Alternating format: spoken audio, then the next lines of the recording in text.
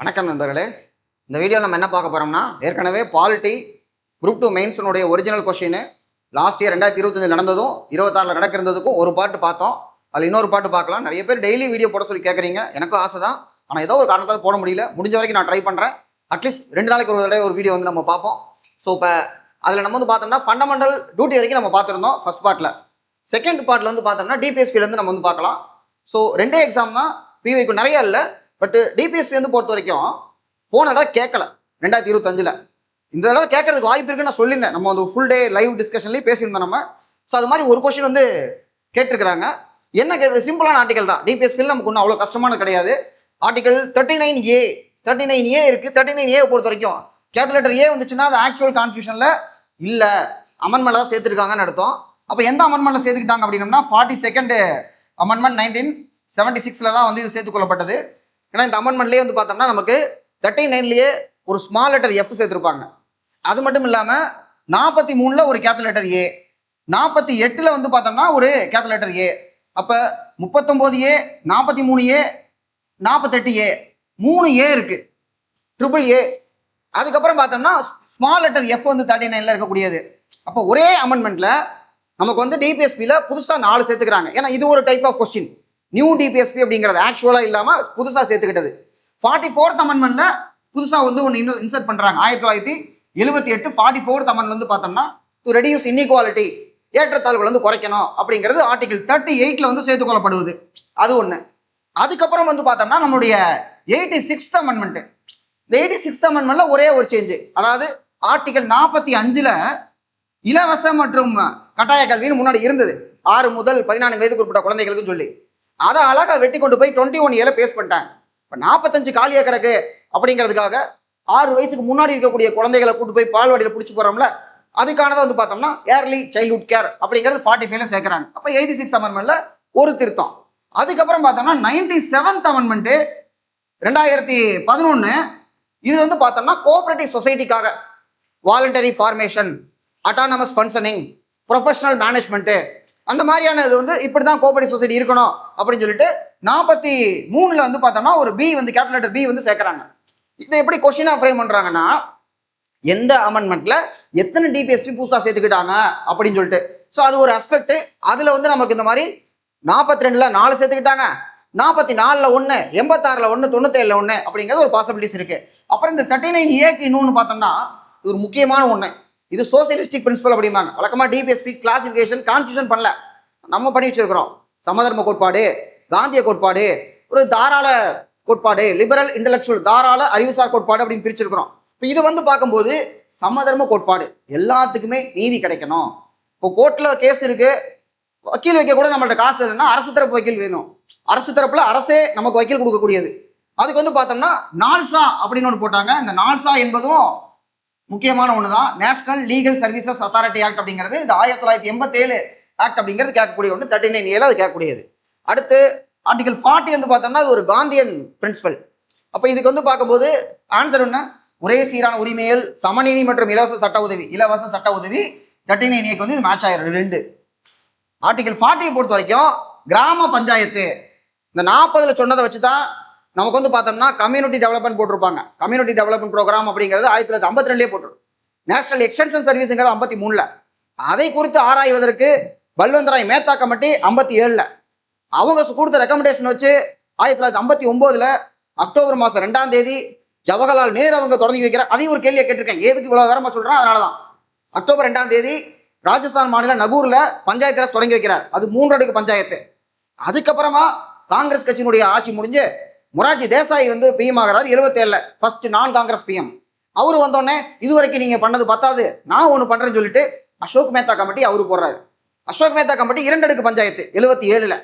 அதுக்கப்புறம் பார்த்தோம்னா ஒரு 84ல் வந்து ஹனுமந்தராவ் கமிட்டி, 85ல் ஜிவிகே ராவ் கமிட்டி, 86ல் வந்து பார்த்தா அப்படின்னம்னா LM சிங்வி கமிட்டி. இதெல்லாம் ராஜீவ் காந்தி வந்து அவருடைய பங்குக்கு அவரு பண்றாரு.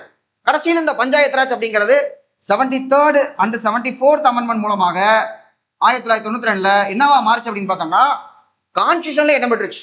அதாவது அரசு நமக்கு 2 அடுக்கு, மத்திய அரசு மாநில அரசு அப்படின்னு தான் இருந்தது.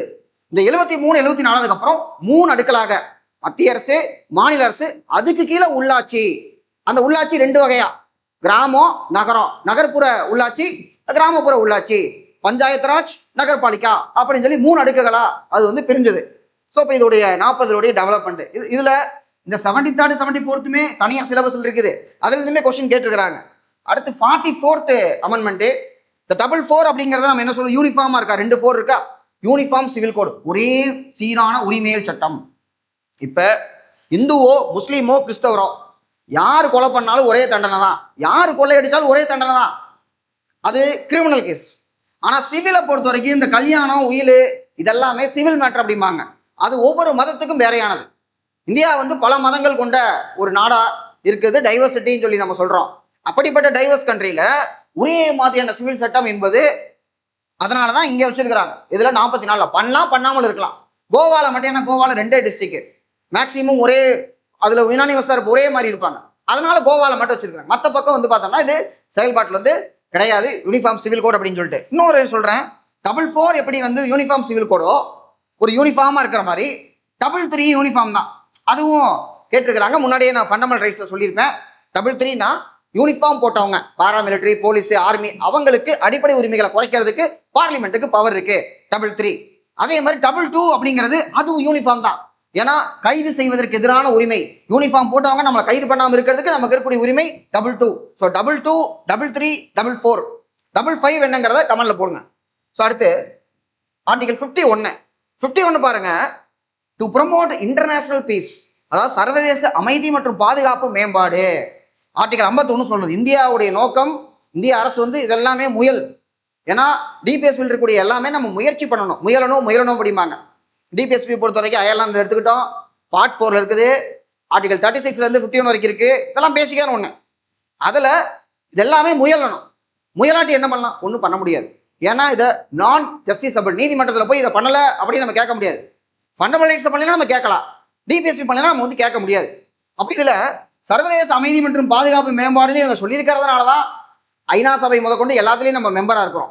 அதுக்காக இந்தியா வந்து மற்ற நாடுகள் சொல்றதை கண்டிப்பா கேட்கணுமா, கிடையாது. இந்தியா ஒரு இறையாண்மை கொண்ட நாடு, இறையாண்மைனா தனக்கே ஒரு அதிகாரம், யாரு பேச்சு நான் கேட்க தேவையில்ல, ஒரு தடவை முடிவெடுத்துட்டா என் பேச்சை நானே கேட்க மாட்டேன் அப்படின்னு நம்ம வந்து சொல்லலாம். ஆர்டிகல் 51 அதுக்கு நம்ம வந்து பார்த்தோம்னா டு ப்ரமோட் இன்டர்நேஷனல் பீஸ், பன்னாட்டு அமைதிக்காக ஒத்து போகணும்னு சொல்லுது, அவ்வளவுதான். அதே மாதிரி இன்டர்நேஷனலுக்கு இன்னொன்று வச்சிருக்கிறோம், ஆர்டிகல் 253. இந்த 253 மத்திய மாநில உறவுகள்ல நம்ம வந்து ஏரியா பிரிச்சிருக்கோம், கடப்பா ஒண்ணுது மடப்பா என்னதுன்னு ஏரியா பிரிச்சிருக்கிறோம். அதாவது மத்திய பட்டியல், மாநில பட்டியல், 2 பேத்துக்கு பொதுவா பொது பட்டியல், இப்படி 3 பட்டியல் இருக்கு. 3 பட்டியல்லையுமே இல்லாதது எஞ்சிய அதிகாரம், அதை மத்திய அரசு கொடுத்துருக்கிறோம். ஆர்டிகல் 248 அதை பத்தி சொல்லுது. இப்ப இதுல என்னன்னா, மத்திய பட்டியல்ல பாராளுமன்றம் சட்டம் இயற்றும், மாநில பட்டியல்ல மாநில சட்டமன்றம் சட்டம் இயற்றும், பொது பட்டியல 2 பேரும் சட்டம் இயற்றலாம். இதுல எந்த காரணத்து கொண்டும் மத்திய பட்டியல்ல ஒரு மாநில அரசால கை வைக்கவே முடியாது. ஆனா சில குறிப்பிட்ட சூழ்நிலைகள்ல மாநில பட்டியல்ல மத்திய அரசு சட்டம் இயற்றலாம். அதாவது parliament can enact a law in state list, subject இங்க இருக்குது, ஆனா எப்படி பார்லிமெண்ட்ல சட்டம் போட முடியும், அதுக்கு வந்து பார்த்தோம்னா ஒரு 2-3 ஆர்டிகல் இருக்குது. 249 தேசிய முக்கியத்துவம் கருதி, இது தேசிய முக்கியத்துவம்ப்பா, அதனால உங்கள்ட்ட இருந்தாலும் அண்ணன் எடுத்துக்கிறேன் அப்படிங்கிற மாதிரி சட்டம் வந்து அவங்க ஏற்றலாம். அடுத்து 250 தேசிய நெருக்கடி, இந்த நேரத்துல நெருக்கடி நேரத்துல நாங்க பண்ணாம அப்படின்னு சொல்லி அந்த நேரத்துல எடுத்துக்கலாம். அடுத்து 252 2 பக்கம் 2 இருக்குது, ஏற்கனவே 2 பக்கம் 2 இருக்கிற ஆர்டிகல் வந்து பார்த்தோம்னா 262 அப்படின்னு ஒரு ஆர்டிகல் முக்கியமான 2 அல்லது 2க்கு மேற்பட்ட 6 பிரச்சனையா இருக்கு 2க்கு நடுவுல. அப்ப 262 ரிவர் டிஸ்பியூட்டஸ் டீல் பண்றது. அதே மாதிரி 252 2 அல்லது 2க்கு மேற்பட்ட 2 இருக்குல்ல, 2க்கு மேற்பட்ட மாநிலங்கள் ரெக்கமெண்ட் பண்றாங்க, எங்களுக்கு வந்து கேட்கறாங்க. இப்போ தமிழ்நாடு, கேரளா, கர்நாடகா 3 பேர் சேர்ந்து, ஐயா இந்த மாதிரி எங்களுடைய பட்டியலை நீங்க சட்டம் ஏற்றீங்கன்னா நாங்க 3 பேர் சேர்ந்த மாதிரி வச்சுக்குவோம் அப்படின்னு மாநிலங்கள் கேட்டா அதை வந்து பண்ணலாம். அது 252. அப்ப இந்த 3 காரணம் இல்லாம 4வது காரணம் பார்த்தோம்னா 253. இது எதுக்குன்னா இன்டர்நேஷனல் ஆப்ளிகேஷன். இப்ப 51ல சர்வதேச அமைதி பேனல்னு சொல்றாங்கல்ல, ஐநா சபைக்கு போறீங்க, ஐநா சபையில ஒன்று சொல்றாங்க, ஊழலை ஒழிக்கணுங்கிறாங்க. ஊழல் வந்து மாநில பட்டியல் இருக்குன்னா, ஐயோ ஐநா சபையில சொல்லிட்டோமே, நம்ம அதை நம்ம பண்ண முடியாது, மாநில பட்டியல் இருக்கு எப்படி பண்ண முடியும் அப்படின்னு பார்லிமெண்ட்ல கவலைப்படவே அவசியம் இல்லை. ஏன்னா 253 படி அவங்க என்ன பண்ணலாம், டியூ டு இன்டர்நேஷனல் ஆப்ளிகேஷன், பன்னாட்டு ஒப்பந்தத்தை நடைமுறைப்படுத்துறதுக்காக மாநில பட்டியலில் அவங்க பார்லிமெண்ட் வந்து லா எனாக்ட் பண்ணலாம் அப்படின்னு 253 சொல்லுது. ஸோ 51 253 ரிலேட் பண்ணி ஞாபகம் வச்சுக்கோங்க. அடுத்த கொஸ்டின், அடுத்து வந்து பார்த்தோம்னா பிரசிடென்ட் யூனியன் கவர்மெண்ட். போன தடவை கொஸ்டினே விழுகல நம்மளுக்கு. இந்த தடவை வந்து பார்த்தோம்னா இந்த பிரசிடென்ட் அண்ட் வைஸ் பிரசிடென்ட் சேர்த்த மாதிரி கேள்வி விழுன்னு பார்த்தோம். கேட்டிருக்கிறாங்க. என்ன கேட்டிருக்காங்கன்னா ஆர்டிகல் கேட்டுவிட்டாங்க. ஆர்டிகலை பொறுத்த வரைக்கும் பொதுவாக 50 வரைக்கும் நம்ம ஞாபகம் வச்சிருப்போம். அதுக்கப்புறம் முக்கியமானதாக படிச்சிருப்போம். இதில் பார்த்தீங்கன்னா 72 நம்ம கண்ணில் விட்டுருக்கோம். ஏன்னா குடியரசுத் தலைவர் மன்னிப்பளிக்கும் அதிகாரம். 61 நம்ம கண்ணில் விட்டுருக்கோம். ஏன்னா 61 பொறுத்த வரைக்கும் குடியரசுத் தலைவர் இருக்கார் அப்படின்னம்னா அவரை வந்து பயங்கரமா பில்டப் பண்ணுவாங்க. ஆர்டிகல் 53 அதை படிச்சு பார்த்தோம்னா இந்தியாவுடைய மொத்த அதிகாரமே அவர்கிட்ட தான் இருக்குது. யூனியனுடைய all executive power of the union shall vest with the president. அது அவர் டைரக்டாவோ either directly or through his subordinate, அவர் வந்து நேரடியாகவோ அல்லது வந்து தனக்கு சக அலுவலகம் மூலமாகவோ அவர் வந்து நிறைவேற்றலாம் அப்படின்னு 53 பார்த்தோன்னே ஒரு மாமனிதர் போல் இருக்கே, இவ்வளோ அதிகாரம் வாய்ந்தவரா அப்படின்னு 53 இருக்கும். அதுக்கப்புறம் 54, 55 எலெக்ஷனு, மேனர் ஆஃப் எலெக்ஷனு, இப்படியே ஒன்னொன்னா கொண்டு வந்துட்டு 77 சொல்லுவாங்க. எல்லா எக்ஸிக்யூட்டிவ் ஆக்ஷனுமே அவரோட பேர்ல தான் எடுக்கப்படும் அப்படிம்பாங்க. இதெல்லாம் சொல்லும்போது நமக்கு என்னன்னா பிரசிடென்ட்ங்கிற ஒரு பயங்கரமான பவர்ஃபுல்லான ஆள் இருப்பார் போல் இருக்கே அப்படின்னு பார்க்கும்போது ஆர்டிகல் 74 சொல்லுவாங்க, ஆமாப்பா மாப்பிள்ள அவரு தான், ஆனா அவர் போட்டிருக்க சட்டம் என்னது அப்படின்னு சொல்ற மாதிரி பிரசிடென்ட் தான் அவர்கிட்ட தான் எல்லா நிர்வாக அதிகாரம் இருக்கு. ஆனா அதை அவரே பண்ண மாட்டாரு, நான் சொல்றதை கேட்டுதான் பண்ணுவாரு. அப்ப பிரசிடென்ட் அவர் தான் பிரசிடென்ட், அவர் தான் எல்லா முடிவையும் நடைமுறைப்படுத்துறாரு. ஆனா அவர் எடுக்கிற முடிவு என்னோடது. அதாவது 74 என்ன சொல்றாங்கன்னா பிரதமரை தலைமையாக கொண்ட ஒரு அமைச்சரவை குழு குடியரசுத் தலைவருக்கு ஆலோசனை வழங்க வேண்டும். அந்த ஆலோசனை கேட்டுதான் அவர் செயல்படணும். கான்ஸ்டியூஷன்ல உடனே சொல்லியிருக்காங்க, ஒரு தடவை மறுபரிசீலனை பண்ணுங்கன்னு கேட்கலாம். Reconsider, he can request reconsider. அந்த ரீகன்சிடரேஷனை பண்ணனாலும் பண்ணாட்டி செகண்ட் டைம் போகும்போது கண்டிப்பா அவர் வந்து அதுக்கு ஒப்புதல் அளிச்சு தான் ஆகணும் அப்படின்னு இருக்கு.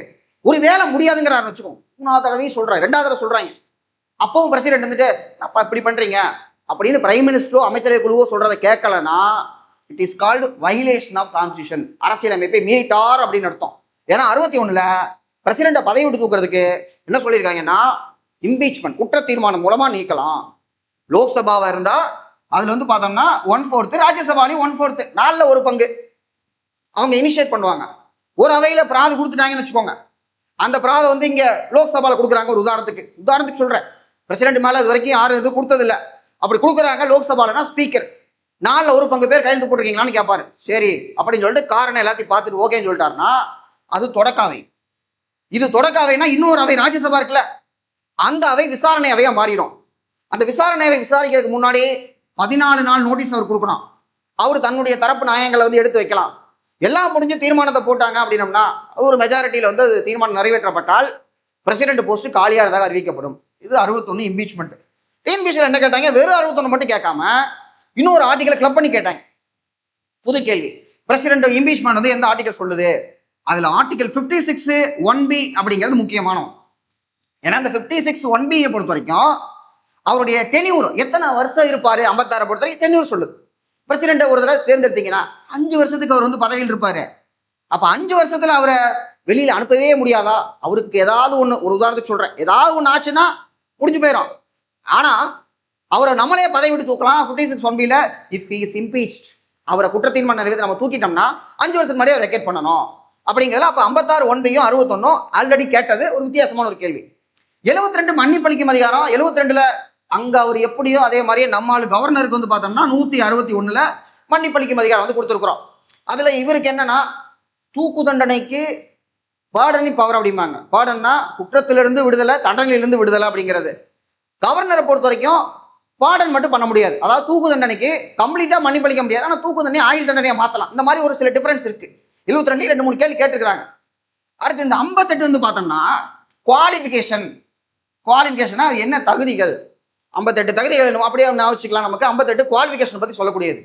அப்ப இவங்க கேட்டிருக்கிறது இந்திய அரசியலமைப்பின் எந்த சட்டப்பிரிவு குடியரசுத் தலைவர் அல்லது துணை குடியரசுத் தலைவரின் தேர்தல் தொடர்பான சந்தேகங்கள் மற்றும் தகராறுகளை தீர்மானிக்கிறது. இது நம்ம படிச்சிருப்போம், ஆர்டிகல் படிச்சிருக்க மாட்டோம்.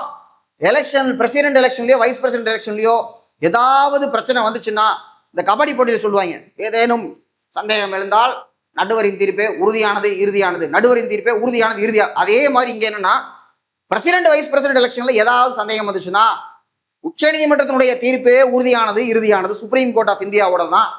வழக்கமா ஒரு எம்எல்ஏவோ எம்பி எலெக்ஷனோ தேர்தல் நடக்கிற அன்னைக்கு ஃபுல்லா எலெக்ஷன் கமிஷன் தான் அங்க எல்லாமே. தேர்தல் முடிஞ்சிருச்சு அப்படின்னம்னா அந்த கேஸ் எங்க போகும்னா ஹைகோர்ட்டுக்கு போகும். அது வந்து எப்படி டபிள்யூபி ரிட் பெட்டிஷன் போடும்போது டபிள்யூபி சொல்ற மாதிரி இது வந்து இஓபி எலெக்ஷன் பெட்டிஷன் ஒன்று சொல்லுவாங்க. அப்போ எலெக்ஷன் பெட்டிஷன் போட்டு தான் இங்கே பார்க்கணும், எங்க லோக்சபா எலெக்ஷனோ இல்லை வந்து நமக்கு எம்எல்ஏ எலெக்ஷனோ. பட் பிரசிடென்ட் எலெக்ஷனை பொறுத்த வரைக்கும் உச்ச நீதிமன்றம் தான் அது சொல்றக்கூடிய தீர்ப்பு தான் உறுதியானது இறுதியானது. இதை சொல்றது வந்து பார்த்தோம்னா 71 பிரசிடென்ட் அண்ட் வைஸ் பிரசிடென்ட் 2 பேருக்கு சேர்த்து சொல்லக்கூடியது. இதுவரைக்கும் இதை கேட்கல. இந்த தடவை 71 அப்படிங்கிறது புதிதாக கேட்கப்பட்டுள்ளது. கடந்த 5 ஆண்டுகளில் இல்லாத பிரத்யேகமான கேள்வி உங்களுக்காக தயாரிக்கப்பட்டது. அடுத்து வந்து பார்த்தோம்னா திரும்பி ஆர்டிகல் வச்சிருக்காங்க. எப்படி இது குடிமக்களின் உரிமைகள் அப்படின்னு இருக்காங்க. குடிமக்களின் உரிமைகள்னா அடிப்படை உரிமை சொல்றாங்களா? கொஸ்டின் தொடர்போட சில சரியான இணைகளை தேர்ந்தெடுக்கவும் கேட்டாங்க. Choose the right matches regarding rights of citizen அப்படின்னு இருக்கு. அப்போ ஃபண்டமெண்டல் ரைட் இல்லைன்னு நம்ம ஓரளவு புரிஞ்சுக்கிறோம். கேள்வி எடுக்கிறது கரெக்டாக தான் எடுக்கிறான்னு சொல்லிட்டு. இதுல என்னன்னா 58 ஆபீஸ் ஆஃப் பிரசிடென்ட் ஏற்கனவே 58 இதே கொஸ்டின் பேப்பர்ல வச்சிருக்காங்க. 58 என்ன சொல்லுது? குடியரசுத் தலைவர் ஆகக்கூடிய தகுதிகள் குவாலிபிகேஷன் இருக்கா? அந்த குவாலிபிகேஷன்ல ஒரு தகுதி இந்திய குடிமகனாக இருக்க வேண்டும் அப்படிங்கிறது. எல்லா பதவிக்குமே இந்தியாவில் இந்திய குடிமகனாக இருக்கணும். அப்ப ரைட் ஆஃப் சிட்டிசன்னா இந்திய குடிமகனா இருந்தா நான் பிரசிடென்ட் நிக்கலாம் எடுத்துக்கலாம்ல. அதே மாதிரி 66ல ஆபீஸ் ஆஃப் வைஸ் பிரசிடென்ட் இருக்கு. இதுலயும் படிச்சு பார்த்தோம்னா இங்க வந்து வெறும் தகுதி மட்டும்தான் இருக்குது. ஆனா இதுக்குள்ள எலெக்ஷன் மெத்தடு அவரோட ஆபீஸ் அமைக்கிறதா இருக்குது. ஸோ கூட வந்து பார்க்கும்போது வைஸ் பிரசிடென்டான தகுதிகளை இங்கேயும் அவர் இந்திய குடிமகனாக இருக்கணும்னு இருக்கு. அதே மாதிரி 124ல பார்த்தோம்னா ஜட்ஜ் ஆஃப் த சுப்ரீம் கோர்ட்னு இருக்கு. உச்சநீதிமன்ற நீதிபதி ஆகிறதுக்கு இவங்களுக்காவது பார்த்தோம்னா 35 வயசா இருக்கணும் அப்படின்னு ஒரு கண்டிஷன் வச்சிருக்காங்க 2 பேத்துக்குமே, பிரசிடென்ட் வைஸ் பிரசிடென்ட். அது மட்டும் இல்ல, பிரசிடென்ட் மக்களவையில் உறுப்பினர் ஆகக்கூடிய தகுதிகளை பெற்றிருக்க வேண்டும். வைஸ் பிரசிடென்ட் மாநிலங்களவை உறுப்பினராக தகுதியை பெற்றிருக்க வேண்டும். சுப்ரீம் கோர்ட் ஜட்ஜுக்கு அவருக்கு வேற என்னன்னா முதல் தகுதி இந்திய குடிமகனாக இருக்கணும். அதுக்கப்புறம் அவர் வந்து பார்த்தோம்னா 5 வருஷம் ஹைகோர்ட்ல ஜட்ஜாவோ இல்ல 10 வருஷத்துல ஹைகோர்ட்ல அட்வொகேட்டாவோ இருந்தா உச்ச நீதிமன்ற நீதிபதியாக நியமிக்கப்படலாம். அது மட்டும் இல்ல, இவருக்கு மினிமம் வயசு கொடுக்கல. ஸோ அப்ப இதெல்லாமே பார்த்தா ஒரு சிட்டிசன் அப்படிங்கிறது 3க்கு காமனா இருக்கு. அப்ப இதுல 3 கரெக்டா இருக்கணும் அப்படிங்கிறது answer. 207 judge of the high court கண்டிப்பா வராது. ஏன்னா ஹைகோர்ட் ஜட்ஜுக்கு இப்ப எப்படி 1 to 4 இருக்குல்ல சுப்ரீம் கோர்ட் பொறுத்த வரைக்கும், அதே மாதிரி 3 போட்டா 214 அப்படிங்கிறதா ஹைகோர்ட். 207 அப்படிங்கிறது இங்க வராது. அப்ப 4 கன்ஃபார்மா தப்புனா 2 ஆன்சர் அடிச்சிடலாம். 1 and 2 இங்க கரெக்ட் தான், 2 and 3யும் இந்த இதை பொறுத்த வரைக்கும் கரெக்டா தான் வருது. பட் இவங்க கீ கொடுக்க போறது இல்லை. அதனால இதுக்கு வந்து ஒருவேளை வந்திருந்தா என்ன போட்டிருப்பாங்க, இந்த இடத்துல ரெட் கலர் அழகா போட்டு question and answer this is placed before the expert committee அப்படின்னு அழகா அடிச்சு விட்டுறாங்க. சரியா? அடுத்து பிரதமர் மற்றும் அமைச்சரவை குழு, இது போன அளவு கேட்ட கொஸ்டின். அமெண்ட்மெண்ட் கேட்டிருக்கிறாங்க. அமெண்ட்மெண்ட்டை பொறுத்த வரைக்கும் நமக்கு என்னன்னா அங்கங்க முக்கியமான அமெண்ட்மெண்ட் சிதறி கிடக்கும்.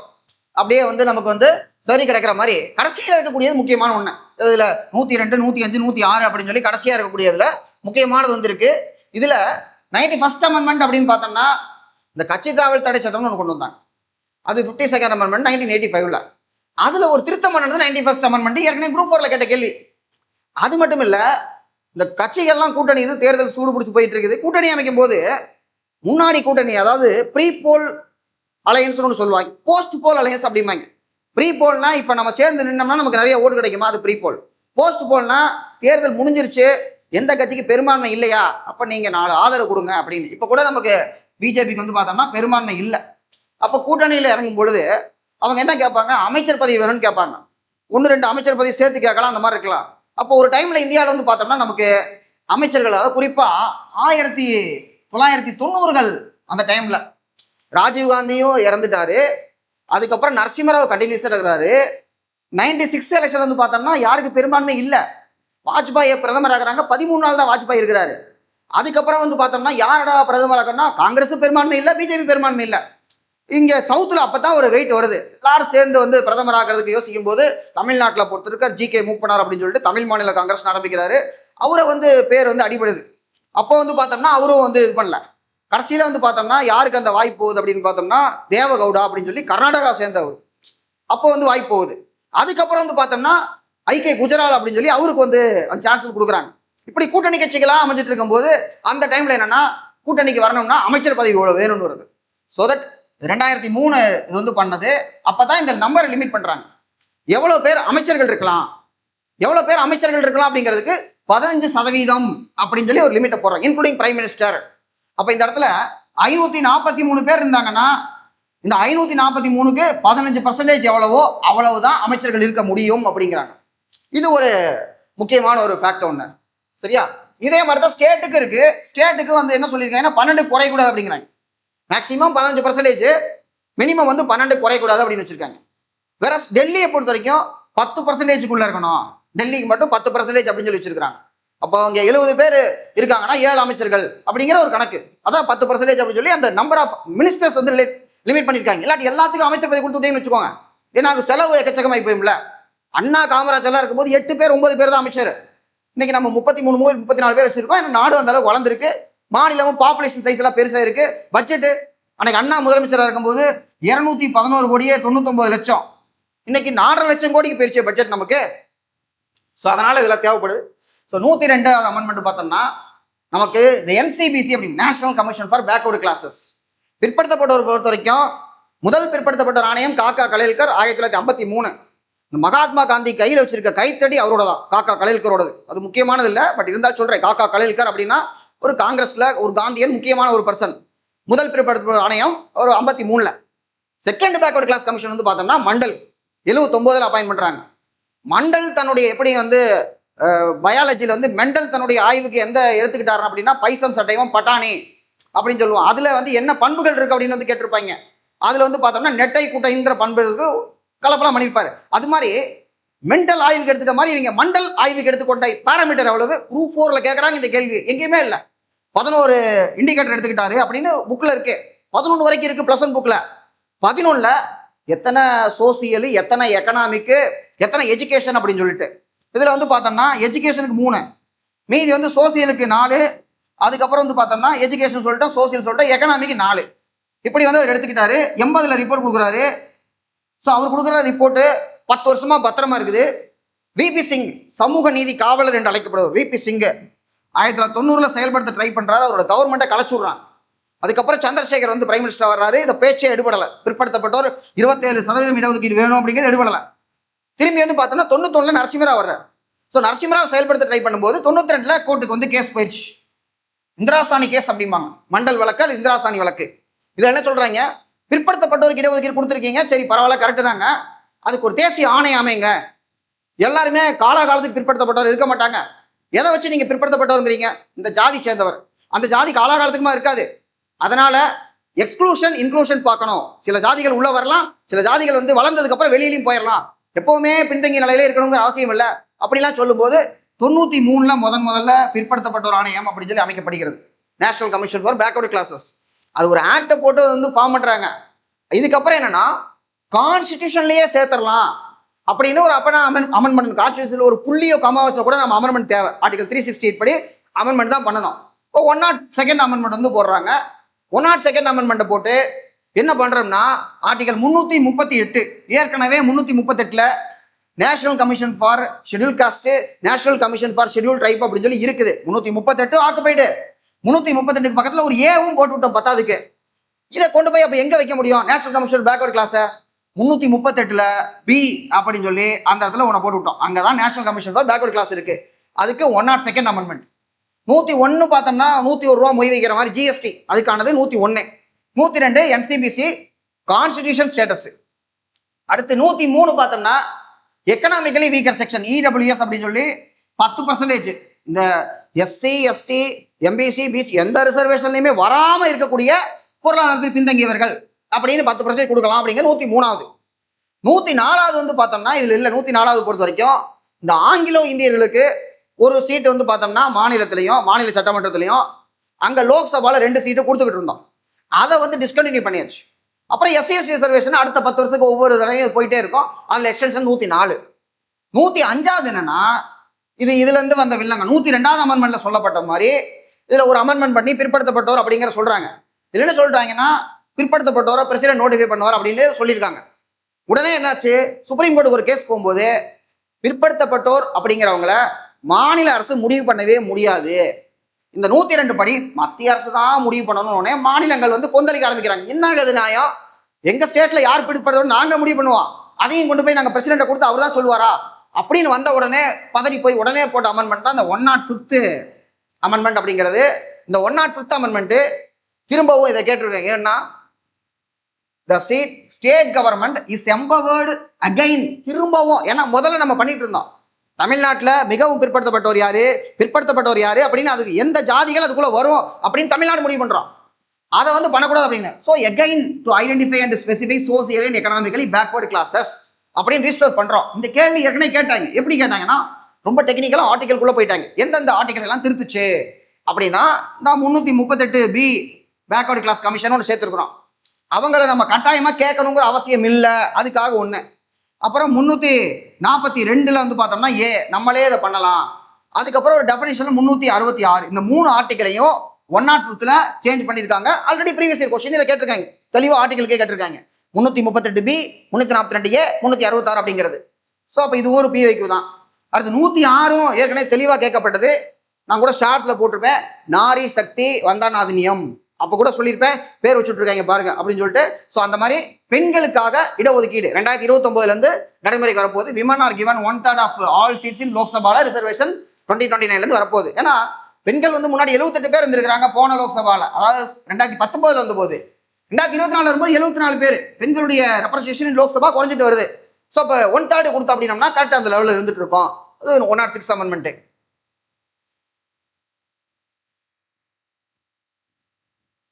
அடுத்து வந்து பார்த்தோம்னா இது போனடா கேட்டதான் 10th புக்லேயே கொடுத்துருப்பாங்க.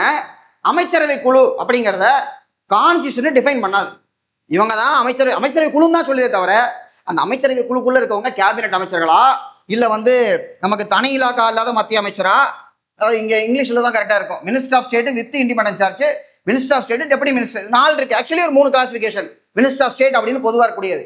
இதில் கேபினெட் அப்படிங்கிறது இந்தியாவை யார் ஆள்றது, ஒரு தனி நபரா இல்லை ஒரு குரூப்பான்னு பார்த்தோம்னா இந்தியாவை பொறுத்த வரைக்கும் பாராளுமன்ற ஆட்சி முறை. இந்த பாராளுமன்ற ஆட்சி முறையில் அதிகாரம் யாருக்குன்னா கேபினெட். இந்த கேபினெட்டோட தலைவர் பிரதமர். அது மட்டும் இல்லை, இந்த கேபினெட்டுக்குள்ள ஒரு 15 பேர் இருக்காங்கன்னு வச்சுக்கோங்க. நம்ம பிஎம்கிட்ட வந்து அதோட கம்மியாக தான் இருப்பாங்க. ஸோ அந்த கேபினெட்டுக்குள்ளேயே ஒரு 2-3 பேர் சேர்ந்திருக்கக்கூடிய சின்ன குரூப் கிச்சன் கேபினெட் அப்படிம்பாங்க. இதில் நமக்கு இந்திரா காந்தி அம்மா இருக்கும்போது அவங்க ஒரு கிச்சன் கேபினெட் வச்சிருந்தாங்க. அவங்களுக்கு எதிராக காமராஜர் தலைமையில், பெருந்தலைவர் காமராஜர் தலைமையில் சிண்டிகேட் அப்படின்னு சொல்லி அவங்க பவர்ஃபுல் முடிவை இவங்க எடுத்தாங்க. சிண்டிகேட் சொல்றது தான் கேட்கணும். எப்படி புஷ்பா படத்துல சிண்டிகேட் தான் வெயிட்டா இருக்கும் இல்லையா, அந்த சிண்டிகேட்டுங்கிறது வெயிட்டா இருந்தது. காமராஜர் பீலா சிண்டிகேட்டுங்கிறது பயங்கர பிரபலமாகுது. ஸோ இப்போ கேபினெட் மினிஸ்டர் அப்படிங்கிறவங்க பவர்ஃபுல். அவங்க மீட்டிங்ல அவங்க மட்டும்தான் அட்டன் பண்ணுவாங்க, வேறு யாரையும் உள்ளே விட மாட்டாங்க. ஸோ அப்போ Britain and participate in every meeting of the cabinet, இதுதான் இவங்களுக்கு வந்து மேட்ச் ஆகும். அடுத்த கட்ட அமைச்சர்கள் பார்த்தோம்னா minister of state with independent charge அப்படின்னம்னா இவரும் மத்திய அமைச்சர் தான், ஆனால் கேபினெட் அமைச்சர் கிடையாது. இவர் கேபினெட் கூட்டத்தில் அட்டன் பண்ணவே முடியாது. அப்போ இவருக்கு என்னன்னா தனியாக ஒரு துறை வந்து கொடுத்துருவாங்க. தனியாக ஒரு துறை கொடுக்குறாங்க, does not work under A cabinet minister. இப்போ இவங்க தனியாக ஒரு துறை மினிஸ்டர் ஆஃப் ஸ்டேட், இது ஒரே மாதிரி இருக்குல்ல. இவருக்கு என்ன வித்தியாசம்னா இவருக்கு ஒரு தனித்துறை. உதாரணத்துக்கு இப்போ முன்னாடி வந்து பார்த்தோம்னா என்விரான்மெண்ட் அண்ட் ஃபாரஸ்ட் ஒரு டிபார்ட்மெண்ட் இருக்கு. அது வந்து இண்டிபெண்டன்ட் சார்ஜா இருக்குன்னா அந்த துறையை ஒரு அமைச்சரே பார்த்துக்குவார். ஆனால் அவர் கேபினெட் அமைச்சர் கிடையாது, அந்த மாதிரி இருக்கும். பட் மினிஸ்டர் ஆஃப் ஸ்டேட்னு சொன்னோம்னா கேபினெட் அமைச்சர் அவர்கிட்ட இருக்கக்கூடிய டிபார்ட்மெண்ட்ல ஒரு தனி டிபார்ட்மெண்ட் கொடுத்துருப்பாங்க. அடுத்து டெப்யூட்டி மினிஸ்டர் அப்படின்னு சொல்லும்போது இந்த டெப்யூட்டி மினிஸ்டர் ஒரு மினிஸ்டருக்கு அசிஸ்டன்ட் மாதிரி ஒர்க்ஸ் அண்டர் ஏ கேபினெட் மினிஸ்டர். அவர் கேபினெட் மினிஸ்டர் கண்ட்ரோலில் தான் இருப்பாரு, அவருக்குன்னு தனியாக கிடையாது. இந்த 4 இல்லாமல் 5வது ஒரு கேட்டகரி அங்கே தான் நான் ஏமாந்தேன். ஒரு டெஸ்ட் மார்க் டெஸ்ட் எழுதும்போது பார்லிமெண்ட்ரி செக்ரட்டரிஸ் அப்படின்னு சொல்லிட்டு, இந்த பார்லிமெண்ட்ரி செக்ரட்டரிஸ் அப்படின்னா செக்ரட்டரின்னு பார்த்தா ஐஏஎஸ் ஆஃபீஸர் மாதிரி இருக்கும். ஆனால் பார்லிமெண்ட்ரி செக்ரட்டரிஸ்னா அது ஒரு மினிஸ்டர் கேட்டகரி. ராஜீவ்காந்தி பீரியட்ல மட்டும் கொஞ்ச நாள் மட்டும் இருக்கு, அதுக்கப்புறம் நம்ம எப்போ ஃபாலோ பண்ணதே கிடையாது. அவருக்கு எந்த துறையுமே கிடையாது. அவர் ஒரு மினிஸ்டருக்கு அசிஸ்டன்ட் மினிஸ்டரா இருப்பார், அதான் பார்லிமெண்ட்ரி செக்ரட்டரி. ஸோ அதை வச்சு மேட்ச் பண்ணிடலாம். அடுத்து இது ஒரு புது கேள்வி. கிட்டத்தட்ட ஒரு 30-35 டிபார்ட்மெண்ட்ஸ், எந்த டிபார்ட்மெண்ட் கண்ட்ரோல இந்த பாடிஸ் வருது அப்படிங்கிறது. ஸோ இது வந்து இதுதான் ஃபர்ஸ்ட் டைம் கேட்குறாங்க, இதுக்கு முன்னாடி கேட்கல. ஸோ அது நம்ம லக்ஷ்மி அதில் இருக்கு, அது அப்படியே அங்கிருந்து எடுத்திருக்காங்க. அந்த ஒரு பக்கம் என்ன இருக்குங்கிறத ஒரு ஷார்ட்ஸ்லயோ இல்லை இன்னொரு வீடியோல நம்ம வந்து பார்த்துருவோம். இப்போ இந்த கொஸ்டின் பார்த்தோம்னா நிதி ஆயோக் அப்படிங்கிறது எந்த டிபார்ட்மெண்ட் கண்ட்ரோல் வருது. இதில் நிதி ஆயோக்னா என்னது, பிளானிங் கமிஷன் ரீப்ளேஸ் பண்ணி வந்தாங்க 2015 ஜனவரி 1 அப்போ மினிஸ்ட்ரி ஆஃப் பிளானிங் சொல்லி ஈஸியாக நம்ம கெஸ் பண்ணிடலாம். மினிஸ்ட்ரி ஆஃப் பிளானிங் தெரிஞ்சிருச்சுன்னா ஏக்கு வந்து 4ன்னு போட்டால் ஆன்சர் வந்துருச்சு, அவ்வளோதான் முடிஞ்சு போச்சு. இங்கேயே நம்ம வந்து எக்ஸாம்பிள் டைம் சேவ் பண்ண, ஏன்னா உங்களுக்கு 50 கொஸ்டின் ரீசனிங் வேறு இருக்கு, டைம் பத்தாது. அங்கே நீங்கள் அதை முடிச்சிடலாம். பட் இங்கே நம்ம பாருங்க, நிதி ஆயோக பொறுத்த வரைக்கும் பிளானிங் இருக்கா, அடுத்து லோக்பால். லோக்பால், லோக் ஆயுக்தா, லோக்பால் சட்டம் வந்து லோக்பால்ங்கிற வேர்டை காயின் பண்ணது எல்லாம் சிக்வி ஏற்கனவே கேட்டிருக்காங்க. 2013 வந்து லோக்பால் கொண்டு வரப்பட்டது. லோக்பால் முக்கியமான ஒண்ணு. லோக்பால் என்னது? ஊழல். யாரு லஞ்சம் வாங்குறது? ஊழியர்கள் தான் வாங்குவாங்க. அப்ப மினிஸ்ட்ரி ஆஃப் பர்சோனல். பர்சோனல் அப்படின்னம்னா நம்ம வந்து அந்த வேலை பார்க்குறவங்க டிபார்ட்மெண்ட், நமக்கு எல்லாத்துக்கும் நிர்வாகத்தை பார்க்கக்கூடிய அவங்க தான். அடுத்து டீலிமிட்டேஷன் அப்படின்னா எலெக்ஷன் சம்பந்தமான ஒண்ணு. தொகுதி மறுபரிசீலனை. அதே மாதிரி டீலிமிட்டேஷன் கமிஷன் வரக்கூடிய அதே மினிஸ்ட்ரி கண்ட்ரோல் தான் ECI, election commission of India. அது வந்து எந்த டிபார்ட்மெண்ட்ல வரும்னா ministry of law and justice. இதுல நான் கூட நம்ம அந்த அட்மினிஸ்ட்ரேஷன் வீடியோ எடுக்கும்போது சொல்லியிருப்பேன். அதாவது அதுல ஸ்டேட் அட்மினிஸ்ட்ரேஷன்ல முதல் துறை, தாய்த்துறை முதல்ல வந்து பார்த்தோம்னா டிபார்ட்மெண்ட் ஃபார்மேஷன்ல பப்ளிக் டிபார்ட்மெண்ட் வந்து பொதுத்துறை. தமிழ்நாட்டில் வந்து பார்த்தோம்னா அந்த பொதுத்துறைட்டு தான் சிஎம்கிட்ட தான் இருக்கும் பொதுத்துறை. அந்த பொதுத்துறை கண்ட்ரோல்ல தான் எலெக்ஷன் வருது ஸ்டேட் லெவல்ல. ஆனா மத்தியில பாருங்க லா அண்ட் ஜஸ்டிஸ் சட்டத்துறை கண்ட்ரோல்ல வருது. சட்டம் மற்றும் நீதி டிபார்ட்மெண்ட் கண்ட்ரோல்ல வந்து டீலிமிட்டேஷன் வருது. அதே மாதிரி எலெக்ஷன் கமிஷன் தேர்தல் வர்றதுனால இது ஒரு முக்கியத்துவம் பெற ஒரு கொஸ்டின் அது மாறுது. எலெக்ஷன் கமிஷன் ஆஃப் இந்தியாவும் டீலிமிட்டேஷன் கமிஷனும் ministry of law and justice கண்ட்ரோல்ல வருது. வேற மாநிலத்தில் பார்த்தோம்னா பொது எலெக்ஷன் ஒரு துறை இருக்கும், அவங்க தான் வந்து பார்ப்பாங்க. அடுத்து national commission for human rights. இதுல இந்த என்ஹெச்ஆர்சிங்கிறது இங்க ஹோம் அஃபேர்ஸ் உள்துறை கண்ட்ரோல்ல போகுது. இதே என்ஹெச்ஆர்சியை தமிழ்நாட்டில் யார் பார்ப்பாங்கன்னா பப்ளிக் டிபார்ட்மெண்ட் பொதுத்துறை தான் பார்ப்பாங்க. சிஎம் கண்ட்ரோல்ல தான் அது இருக்கு பொதுத்துறை அப்படிங்கிறது. ஸோ முக்கியமான ஒன்று. மற்ற டிபார்ட்மெண்ட்ஸையும் நம்ம பார்த்துருவோம் தனியா. அடுத்து பின் வருவனவற்றுள் யார் நிதி ஆயோக் அமைப்பின் உறுப்பினர் அல்ல? இந்த சிலபஸ்ல இல்லாத ஒரு வார்த்தை வந்து பார்த்தோம்னா கவர்னர். பட் இருந்தாலும் இந்த கேள்விக்கு ஆப்ஷன்ல அவர் வச்சிருக்கிறாங்க. கவர்னர் நிதி ஆயோக்ல இருக்க மாட்டாரு, அவருக்கு திட்டத்துக்கு சம்பந்தம் இல்லை, அவர் பெயரளவு தலைவர், அதெல்லாம் நமக்கு சொல்லணும்ல. அப்ப இந்த மாதிரி ஒரு கேள்வி கேட்டதாலும் தெரியும் அவர் பெயரளவா உண்மையான சொல்லிட்டு. ஸோ பிரதமர் இருப்பாரு, முதலமைச்சர் இருப்பாரு. முதலமைச்சர் இல்லாத மாநிலங்கள் இருக்காங்க, லெப்டினன்ட் கவர்னர் இருக்காரா, அவரையும் சேர்த்துக்கலாம்ப்பா. பட் கவர்னர் எந்த காரணத்தை கொண்டு வரமாட்டாங்க நிதி ஆயோக்ல. ஸோ சிம்பிளான கேள்வி. நிதி ஆயோக் படிச்சிருந்தோம்னா நிறைய கேள்வி நிதி ஆயோக் கேட்டிருக்காங்க. ஸோ ஆன்சர் பண்ணிடலாம். அடுத்து வந்து பார்த்தோம்னா பார்லிமெண்ட் சம்பந்தப்பட்டது போனதா கேட்டது. Consider the following statement about the composition of the house of the people. அதாவது பாராளுமன்ற உறுப்பினர்கள் எண்ணிக்கை. இது என்னன்னா இப்போதுள்ள உறுப்பினர்கள் எண்ணிக்கை எப்பொழுது வரை மாறாது அப்படின்னு கேட்டா, இப்ப இருக்கிற நம்பர் என்ன 543 சொல்லுவோம். 543 என்ன கணக்கு அப்படின்னு பார்த்தோம்னா இதுக்குள்ள 530 அப்படின்னு ஒரு பிரேக்கப். இது மாநிலங்கள்ல இருந்து 20 பேர் யூனியன் பிரதேசங்கள்ல இருந்து பிளஸ் வந்து 2 பேர் இப்ப அது இல்ல. அந்த 2 பேரை எடுத்து அமெண்ட்மெண்ட் சொல்லி 104 எடுத்துட்டு தான் தூக்கிட்டாங்க அப்படின்னு சொல்லிட்டு. அப்ப மொத்த டோட்டல் பார்த்தா 552 அப்படின்னு வரும். இதுல இந்த 20 பேர் 2 பேரை தூக்கிட்டோமா, அப்ப 550 வந்துடும். இந்த 20 பேர்ல 13 பேர் தான் இருக்கிறாங்க யூனியன் பிரதேசத்துல இருந்து. ஆனா டோட்டல் லிமிட் பிக்ஸ் பண்ணது பார்த்தோம்னா 20 பேருக்கு. அப்ப இதைத்தான் இங்க கொஸ்டினா பிக்ஸ் பண்ணிருக்காங்க. It shall be composed of not more than 20 representative from union territory. 20 பேத்துக்கு மேல வந்து போகக்கூடாது யூனியன் பிரதேசத்துல. 20 பேர் இருக்கலாம், பட் ஆக்சுவலி நம்ம வந்து 13. அப்ப 530 பிளஸ் 13 அப்படிங்கிறதா நமக்கு இந்த 543. இந்த நம்பர் எதை வச்சு பிக்ஸ் பண்றோம்? அதை ஒரு கேள்வியா கேட்கும்போது என்ன கேட்குறாங்கன்னா, ஒரு லோக்சபா, ராஜ்யசபா, மாநில சட்டமன்றம் உறுப்பினர் எண்ணிக்கை எதன் அடிப்படையில் அப்படின்னு கேட்கும்போது கொஸ்டின் ஆப்ஷனாவே நான் பார்த்துருக்கிறேன். எப்படின்னா ஆப்ஷன் ஏல மக்கள் தொகை அடிப்படையில், ஆப்ஷன் பில நிலப்பரப்பு அடிப்படையில், ஆப்ஷன் சில மக்கள் தொகை மற்றும் நிலப்பரப்பு. யோசிக்கும் போது என்னன்னா ஒரு பெரிய ஸ்டேட் நல்ல பெரிய நிலப்பரப்புனா அப்ப அங்க வந்து அதிகமா வரலாம்னு தோணும். ஆனா மக்களுக்கு தான் எவ்வளவு நம்பர் ஆஃப் பீப்புளோ அவங்களுக்கு தான் லீடர். 20 பேத்துக்கு ஒரு லீடர்னா 40 பேத்துக்கு 2 லீடர் பீப்புளுக்கு தான் வருமே தவிர லேண்ட் எவ்வளவு பெருசா ஒரு பாலைவனத்துக்கு 10 பேரை போட மாட்டோம். சிம்பிளா நம்ம ஞாபகம் வச்சுக்கலாம். வெறும் இடத்துக்கு மட்டும் கிடையாது. அப்ப பாப்புலேஷன் அடிப்படையில். பாப்புலேஷன் எப்படி தெரியும் நமக்கு? பாப்புலேஷனை மக்கள் தொகை கணக்கெடுப்பு எடுத்தா தான் தெரியும். இது வரைக்கும் நம்ம மக்கள் தொகை கணக்கெடுப்பு பொறுத்த வரைக்கும் 1872 மேயர் இருக்கும்போது முதல்ல எடுத்ததுக்கு, முறைப்படினா 1881 வந்து எடுத்தது. அதுக்கப்புறம் எவ்ரி 10 இயர்ஸ் கொரோனா வந்ததுனால நம்ம இந்த 21 எடுக்க முடியல. இப்ப எடுத்துருவாங்க, ஃபார்ம் எல்லாம் கொடுத்துட்டாங்க. அப்ப இதுல வந்து பார்த்தோம்னா எந்த வருஷம் மக்கள் தொகை கணக்கெடுப்படி இந்த நம்பர் பிக்ஸ் பண்ணப்பட்டது அப்படின்னு பார்க்கும்போது 1971 சென்சஸ். அப்ப எப்ப பிக்ஸ் பண்றாங்கன்னா 1976 42nd அமெண்ட்மெண்ட் வந்து பிக்ஸ் ஆகுது. ஸோ அப்ப இந்த நம்பரை அப்ப இருந்து இன்ன வரைக்கும் வச்சிருக்காங்க. அங்கிட்டு 25 வருஷம் போச்சு, இங்கிட்ட 50 வருஷமா இதை வந்து ஏன் மாத்தாம இருக்கோம்? ஏன்னா மக்கள் தொகை 76ல நேஷனல் பாப்புலேஷன் பாலிசி அப்படின்னு ஒன்று போடுறோம். அதை போட்டதுக்கு அப்புறம் மக்கள் தொகையை தென் மாநிலங்கள் கண்ட்ரோல் பண்ணுது, ஆனா வட மாநிலங்கள் கண்ட்ரோல் பண்ணல. அப்ப இதை ரிவைஸ் பண்ணலாமா அப்படின்னு பார்க்கும்போது இவங்க என்ன சொல்றாங்க, அப்பவே வந்து 2000 வரைக்கும் மாற்றக்கூடாது அப்படின்னாங்க. 2000ல பார்த்தோம்னா சவுத் எல்லாம் பயங்கரமா கண்ட்ரோல் பண்ணிருக்கு, நார்த் கண்ட்ரோல் பண்ணல. இப்போ என்ன பண்ணலாம், நம்பரை இன்க்ரீஸ் பண்ணோம்னா சவுத்தில் நம்ம எல்லாம் பெரிய போராட்டம் பண்றோம். ஏன்னா கஷ்டப்பட்டு பாப்புலேஷனை கண்ட்ரோல் பண்ணி வச்சோம்னா நீ நம்பரை குறைப்பியா, எங்களுக்கு தெரியாதா பாப்புலேஷன் அதிகப்படுத்துறதுக்கு அப்படின்னு சொல்லி நம்ம எல்லாம் சண்டைக்கு போகும்போது, சரி திரும்பியும் ஒரு பாப்புலேஷன் பாலிசி போடணும். 2000 திரும்பி ஒரு population policy, national population policy போட்டு வருவாங்க.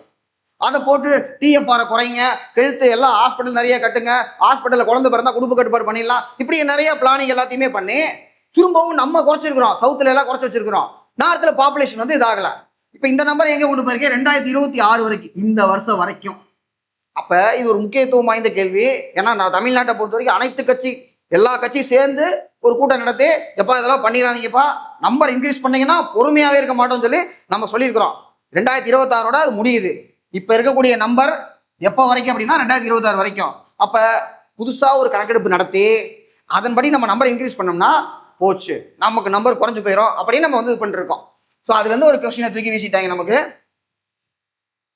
இதுல தப்பானது பாருங்க, இது பிரதமரால் நியமிக்கப்படும் ஆங்கிலோ இந்தியன் சமூகத்தின் 2 உறுப்பினர்களுக்கு பிரதமர் எங்க நியமிப்பாரு, அவரு மாப்பிள்ள வேற ஒருத்தர், சட்டதான் இவர் அப்படிங்கிற மாதிரி பிரதமர் தான் எல்லா முடிவு எடுப்பாரு.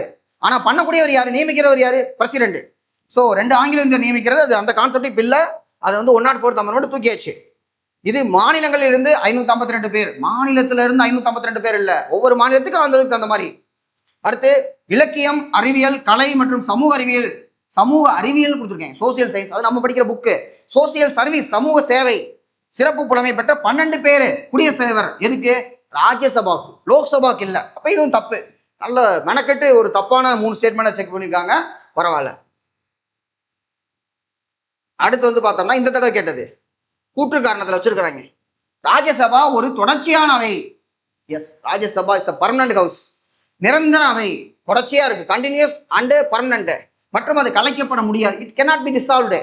கலைக்கிறதுனா என்ன, இப்ப நமக்கு லோக்சபா இருக்கு அப்படின்னா லோக்சபா கூட்டத்தை கூட்டுறது, இந்தியா முழுசையும் இந்தியான்னு வச்சுக்கோங்க, 543 தொகுதியா நம்ம பிரிச்சிருக்கிறோம்னா தமிழ்நாட்டில் 39 தொகுதி இருக்குது.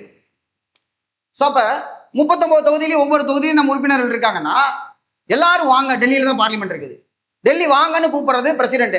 அப்போ அவர் வந்து பார்த்தோம்னா சம்மனிங் அப்படிப்பாங்க, கூட்டத்தொடரை கூட்டுவது, வாங்கன்னு சொல்லிட்டு.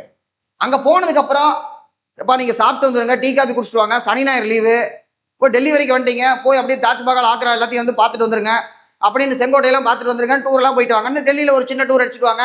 இந்த மாதிரி எக்ஸ்கியூஸ் கொடுக்கறது, அதாவது நாடாளுமன்றத்துடைய கூட்டத்தொடரை ஒத்தி வைக்கும் அதிகாரம் அதெல்லாமே சபாநாயகர் பண்ணுவார். கால வரையற்ற ஒத்தி வைப்பு, அஜான்மெண்ட் சைன்டை அப்படிமா, அதுவும் சபாநாயகர் தான் பண்ணுவார். அவரு அப்படி பண்ணதுக்கு அப்புறமா பிரசிடென்ட் வந்து புரோராக் அப்படிம்பாங்க, சம்மன் பண்ணாரு, இங்க இருந்து அங்க வர சொன்னாரு, அங்க இருந்து எல்லாரும் உங்க தொகுதிக்கே போயிருங்கப்பா, அது புரோராக் அப்படிம்பாங்க, அதையும் பிரசிடென்ட் தான் பண்ணுவாரு. அதே பிரசிடென்டால என்ன பண்ண முடியும்னா, இவங்களுக்கு 5 ஆண்டுகள் பதவி காலம் இருக்கும், 543 பேர் இருக்கும். 5 வருஷத்துக்கு முன்னாடியே லோக்சபாவை கலைக்கிறேன்னு சொல்லி அவர் கலைக்க முடியும். ஏன்னா லோக்சபாவின் பதவி காலம் 5 ஆண்டுகள், அல்ல பிரசிடென்ட் விரும்பும் வரைக்கும் அப்படின்னு இருக்கும், அப்ப கலைக்கலாம். ஆனா அவரா பண்ணக்கூடாது. எங்கெல்லாம் பிரசிடென்ட் விருப்ப அதிகாரம் அப்படின்னு வருதோ, wherever the word pleasure of the president, it is not the personal pleasure of the president, it is the pleasure of the prime minister. அப்ப எங்கெல்லாம் விருப்பம் வருதோ அதெல்லாம் அவரு விருப்பம் கிடையாது, அந்த மாப்பிள்ள இவர் தான் சட்டம் மாதிரி பிரைம் மினிஸ்டருடைய விருப்பமா இருக்கும். அப்ப கலைச்சு விடலாம் லோக்சபாவை. ராஜ்யசபா அப்படி கலைக்க முடியாது. ஒவ்வொரு 2 ஆண்டுகளுக்கு ஒரு முறையும், இப்ப கூட தமிழ்நாட்டில் மார்ச் மாசம் எலெக்ஷன் வரும்போது அனௌன்ஸ் பண்ணியிருக்காங்க. கமல் சார் எல்லாம் பார்த்தோம்னா ராஜ்யசபா மெம்பரா இருக்கிறாரு. அப்போ எவ்ரி 2 இயர்ஸ் 3 1 பங்கு உறுப்பினர்கள் வெளியில வருவாங்க. அப்ப முதல்ல எப்படி வந்திருப்பாங்க, 1952 ராஜ்யசபா அமைக்கும் போது 2 வருஷம் ஆயிடுச்சு, 54 ஆச்சு, எப்படி 1/3 வெளியில கூட்டு வருவீங்க? அதுக்கு தான் லாட்டரி டிக்கெட் மாதிரி சீட்டு குளிக்க போட்டாங்க, ஒரு 1/3 வெளியே வந்துட்டாங்க. அடுத்து 56 ஆச்சு, 4 வருஷம் தான் இருக்கு. இவங்களுக்கு என்னன்னா பதவி காலம் 6 ஆண்டுகள், 6 வருஷம் முடிஞ்சிருக்குமா, முடிஞ்சிருக்காது. அப்ப 56 திரும்பி சீட்டு குளிக்க போட்டாங்க, வெளியே வந்துட்டாங்க. 58 முதல்ல உள்ள போனாங்கல்ல, அதுல வந்து நம்ம 2 பேட்ச் எடுத்துட்டோம், ஒரு 1/3 ஒரு 1/3 எடுத்தாச்சு.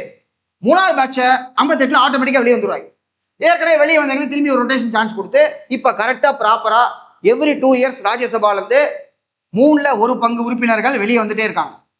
தமிழ்நாட்டில் ராஜ்யசபா மெம்பர் 18 பேர், 3 1 பங்கு அப்படின்னம்னா என்னை விட உங்களுக்கு ஆப்டிடியூட் நல்லா தெரியும், அடிச்சு போட்டா என்ன வரும் அப்படின்னா 6 பேர் வருவாங்க. ஸோ 6 பேர் எவ்ரி 2 இயர்ஸ். இதே மாதிரி மொத்த ராஜ்யசபாவுக்கும் ரொட்டேஷன் ஆகிட்டே இருக்கு. ஸோ இது ஒரே டைம்ல எல்லாத்துக்கும் பதவி காலம் முடியாது. அதனால இது நிரந்தர அவை. இதை எப்படின்னா கூற்று சொல்லிட்டாங்களா, தொடர்ச்சியானது கலைக்கப்பட முடியாது அப்படின்ட்டாங்களா, அதன் உறுப்பினர்களில் 1/3 ஒவ்வொரு 2 வருடங்களுக்கு ஒரு முறை ஓய்வு பெறுகிறார்கள். மேலும் அவர்களின் இடத்தை புதிய தேர்தல்கள் மற்றும் குடியரசுத் தலைவர் நியமனம் வழியாக நிரப்பப்படுகின்றன. அப்ப நாங்க இதை ஃபில் பண்ணிக்கிட்டே இருக்கோம்.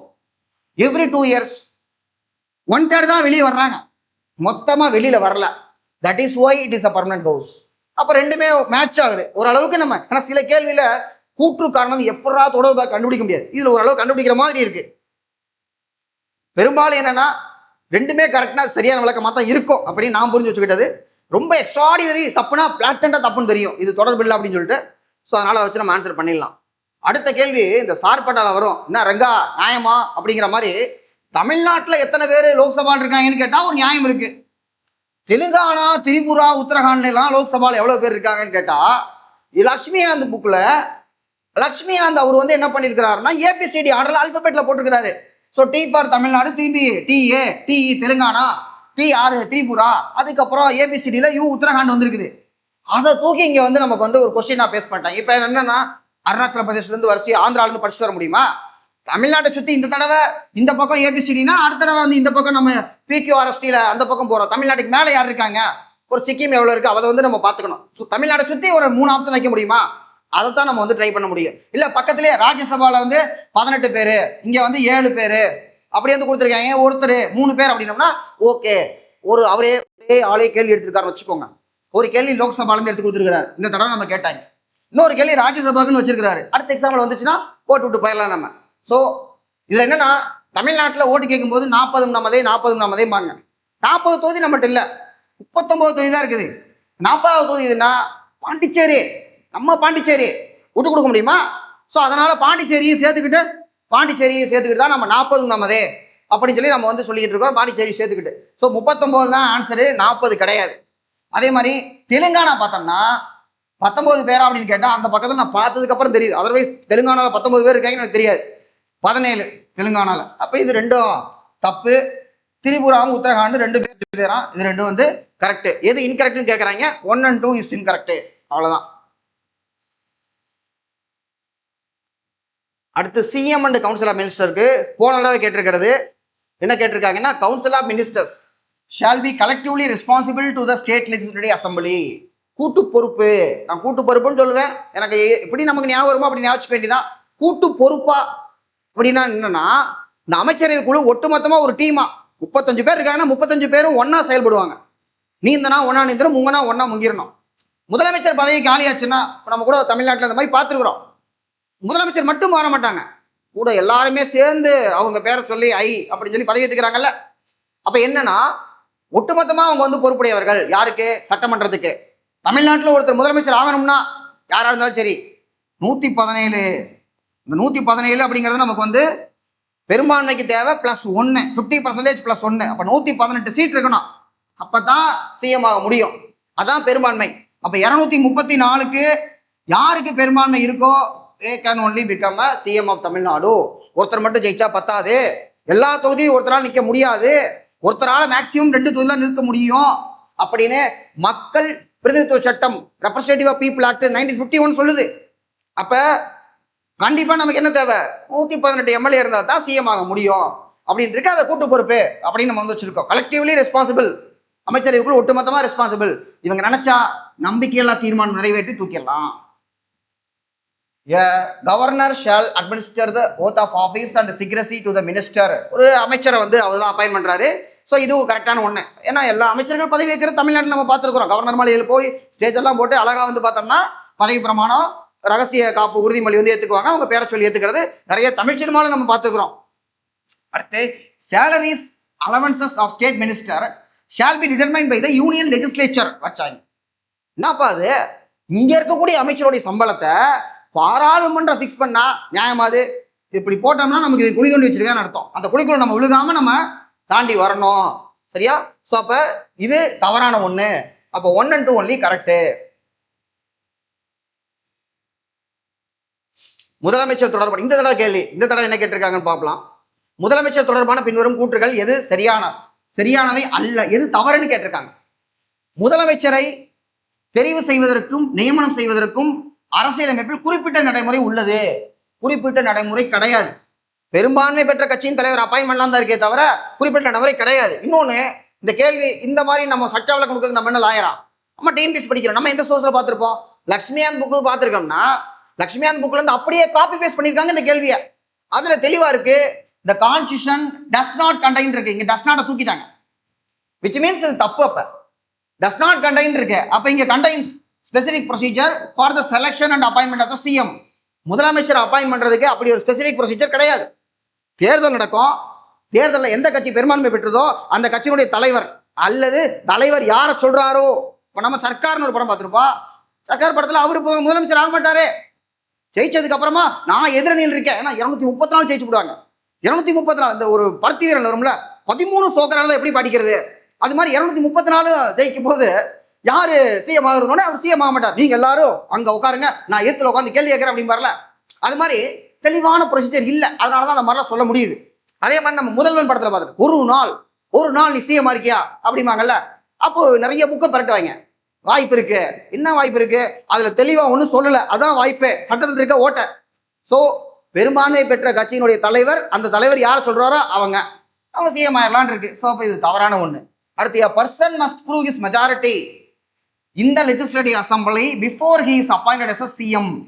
முதலமைச்சரா நீங்க பதவி ஏற்கிறதுக்கு முன்னாடியே பெரும்பான்மையை ப்ரூவ் பண்ணணும். எப்படி ப்ரூவ் பண்ண முடியும்?